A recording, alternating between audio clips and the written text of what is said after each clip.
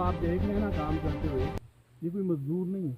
2 union council गोजरबांडी और union council पार मेरा बकोर, ये लोग अपनी मदद आपके तहत काम कर रहे हैं।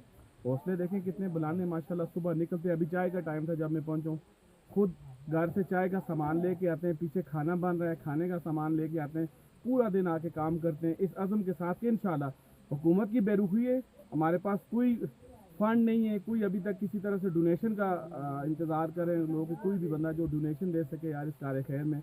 ये पानी 25,000 लोगों की ज़िंदगियों का सवाल है, लेकिन इस उम्मीद पे जज्बे के साथ लगे हुए, इस यकीन के साथ लगे हुए कि इंशाल्लाह पानी हम लेके अपने गांव मेरा बकोट जाएंगे। जितने भी लोग इस वीडियो को देख रहे हैं ना, आपसे रिक्वेस्ट है कि अगर आप कुछ भी नहीं कर सकते तो प्लीज़ इस वीडियो को शेयर करें।